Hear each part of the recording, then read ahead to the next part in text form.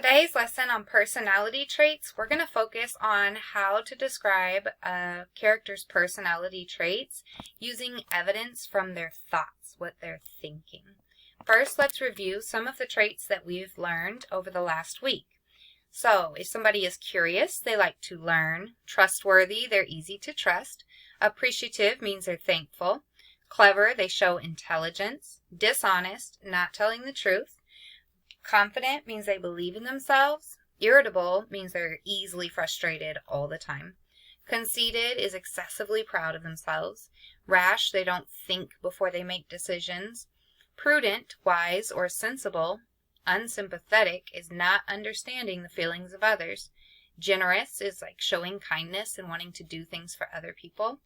Persistent, doesn't give up. Mischievous, causing trouble in a playful way. Determined, beginning with the end in mind.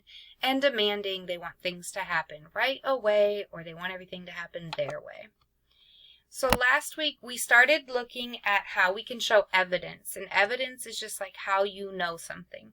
So we talked about how we can look at the character's words and use that to infer their personality traits.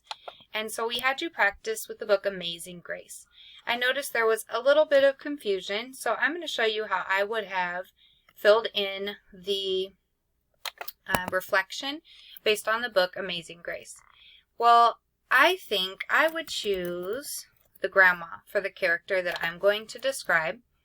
And I think that the grandma was prudent. So if you look in our bank up here, prudent says wise or sensible.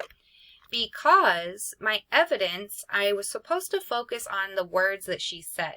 So I think what really showed that grandma was so wise and prudent was really two things.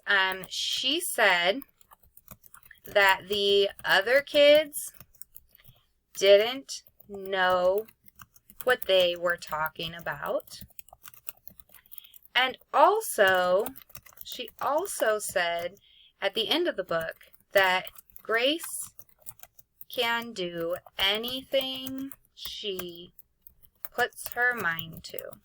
So both of those to me show that she's really wise. She knows that what other people say doesn't necessarily matter.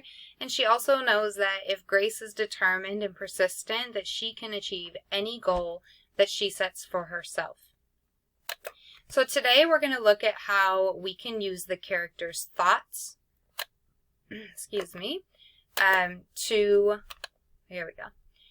to show evidence of the personality trait that we've chosen for them. So your thoughts are what you're thinking on the inside. So we're going to watch the next part of Mufaro's Beautiful Daughters and think about how can we describe the characters, but also how do we know that based on the things that they're thinking? So we really want to listen in the text for what are their thoughts, not what they're saying, not what they're doing, but what are they thinking?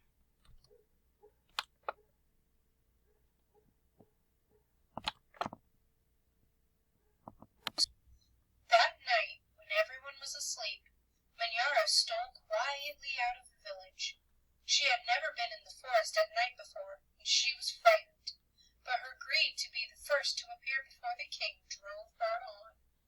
In her hurry, she almost stumbled over a small boy who suddenly appeared standing in the path. "Please," the boy said, "I am hungry. Will you give me something to eat?"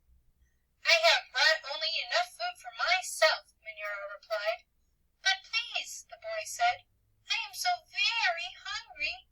"Out of my way, boy. Tomorrow I will become your queen. How dare you stand in my path?" After traveling for what seemed to be a great distance, Manyara came to a small clearing. There, silhouetted against the moonlight, was an old woman seated on a large stone. The old woman spoke. "I will give you some advice, Manyara. Soon after you pass the place where two paths cross, you will see a grove of trees. They will laugh at you. You must not laugh in return. Later you will meet a man with his head under his arm. You must be polite to him." "How do you know my name? How dare you advise your future queen? Stand aside, you ugly old woman," Manyara scolded, and then rushed on her way without looking back. Just as the old woman had foretold, Minyara came to a grove of trees, and they did indeed seem to be laughing at her. I must be calm, Minyara thought. I will not be frightened. She looked up at the trees and laughed out loud. Ha! I laugh at you, trees, she shouted, and she hurried on. So I noticed it just said that Minyara thought to herself. So if we're looking for our character's thoughts and what that tells us about them, if she thought to herself that I must be calm and I must not be frightened, I think that would be evidence that shows that she has some courage. She's being brave or courageous. So I could use those thoughts from the text to support as evidence that she is courageous. It was not yet dawn when Minyara heard the sound of rushing water. The river must be up ahead, she thought. The great city is just on the other side. But then, on the rise, she saw a man with his head tucked under his arm. Minyara ran past him without speaking. A queen acknowledges only those who please her, she said to herself. I will be queen, I will be queen, she chanted as she hurried on toward the city. Nyasha woke at the first light of dawn.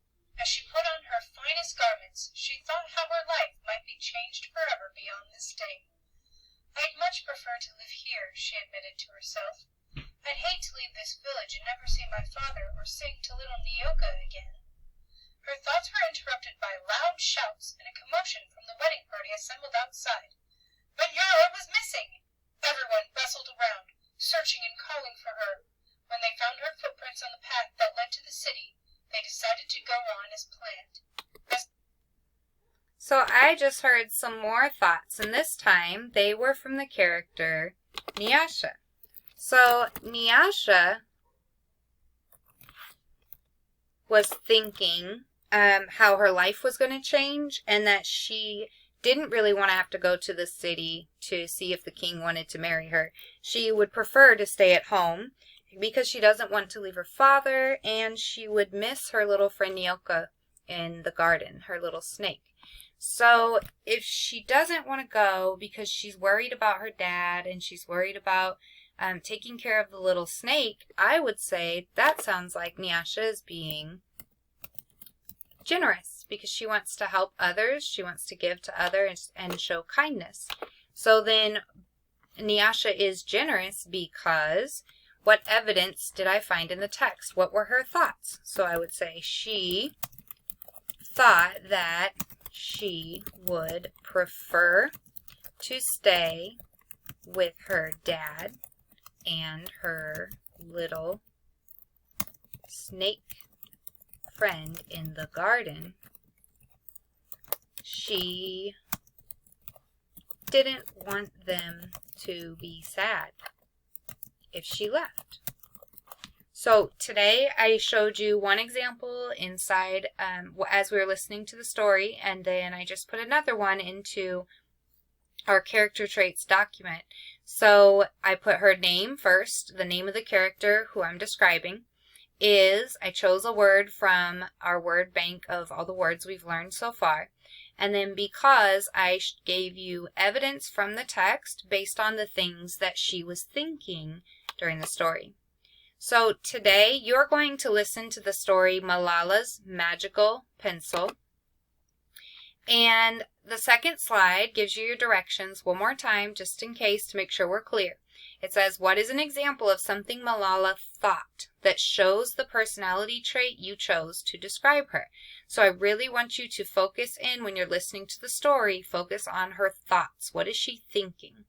And then fill in the blanks on the next slide to describe Malala and show evidence from her thoughts. I've put the word bank here of all the personality traits we've learned about this year so far, this past week. So I really want you to try to use the words that we're teaching you. Your first blank, you're going to put the name of the character, which should be Malala. The second blank, you're going to put a personality trait. She's curious, she's prudent, she's clever, whatever it is you choose. And then the blank at the bottom, you're going to tell me, what did she think? What was she thinking? She was talking about her thoughts and thoughts she was having. What were some of her thoughts that let you know that that is a good personality trait that you chose to describe her?